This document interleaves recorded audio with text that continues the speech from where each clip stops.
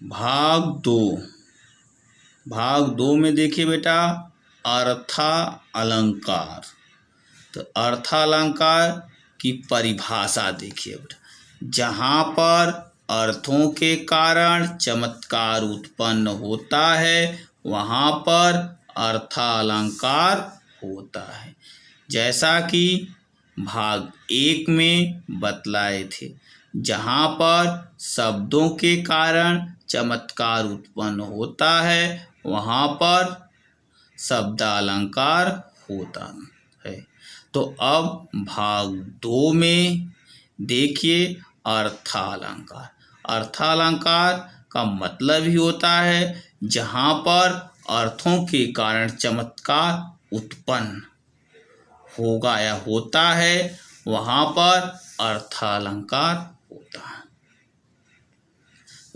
अब आइए उदाहरण के माध्यम से समझें। उदाहरण देखिए, चरण कमल बंदो हरिराई। तो सबसे पहले मैं बतला दे रहा हूँ कि यह सूरदास जी की रचना है। अब इस का अर्थ समझिए। सूरदास जी कहते हैं कि मैं उस ईश्वर के कमल रूपी चरण की वंदना करता हूँ। स्पष्टीकरण देखिए बेटा, यदि यहाँ कमल के स्थान पर जलज रखा है, जलज जो है कमल की पर्यायवाची, और भी कमल की पर्यायवाची जैसे पंकज सरोज और भी हैं, उसके रखने पर भी उसके अर्थगत सौंदर्य में कोई परिवर्तन नहीं होगा, क्योंकि इसमें अर्थों पर महत्व दिया जाता है। आइए देखिए इसके निम्नलिखित भेद हैं। पहला है उपमा, रूपक, उत्प्रेक्षा, अतिशयोक्ति, दृष्टांत, मानवीकरण, संदेह, प्रतीक, भ्रांतिमान, विभावना और भी अलंकार है।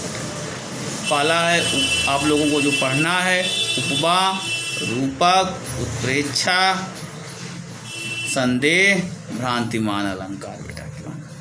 आइए देखिए सबसे पहले उपमा। उपमा का अर्थ जान लीजिए, यानी तुलना।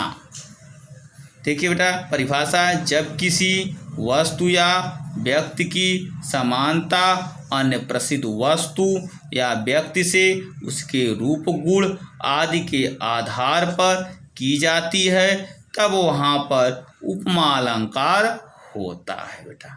तो देखिए अब उदाहरण के माध्यम से उदाहरण देखिए, पीपर, पात, सरिस, मन, डोला। डोला का अर्थ होता है बेटा चंचल। तो आइए स्पष्टीकरण देखिए। इस उदाहरण में पीपर के पत्ते की चंचलता से मन के चलायमान होने की तुलना करने में उपमा अलंकार। यहाँ पर तुलना पहले बता दिए बेटा कि उपमा का मतलब होता है तुलना। यहाँ पर देखिए पीपर पात सरिस मन डोला, यानी एक जो है मन जो है पीपर के पत्ते के समान डोलने लगा। तो देखिए बेटा पीपर पात जो उपमान है, और सरिस बेटा वाचक शब्द है, मन उपमेय है, डोला यानी चंचल जो है साधारण धर्म। तो अब बेटा देखिए इसके 4 अंग होते हैं। पहला है उपमेय। उपमेय का मतलब होता है, देखिए उपमेय का मतलब होता है जिसकी उपमा दी जाए। और इसको देखिए विस्तार से जान लीजिए, वह वस्तु या व्यक्ति जिसकी किसी दूसरी वस्तु या व्यक्ति से तुलना की जाए, यानी जिसकी उपमा दी जाए, बताए थे तुलना की जाए, तब उसे उपमेय कहते हैं। उपमेय को भी उपमेय कहते हैं। इसे बेटा प्रस्तुत भी कहते हैं। जैसे मन, मन क्या है? उपमेय है। आइए देखिए दूसरा उपमान। उपमान का मतलब होता है बेटा जिससे उपमा दी जाए।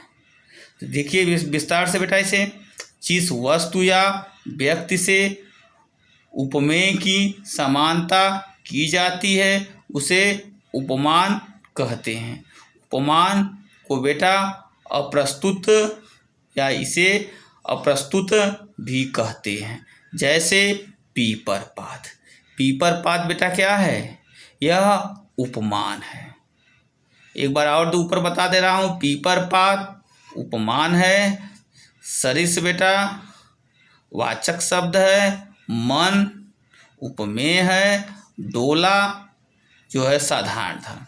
तो आइए बेटा देखिए साधारण धर्म समझिए, जिस गुण या विशेषता के कारण उपमेय और उपमान में तुलना या समानता, मतलब जो दोनों के बीच समानता बतलाए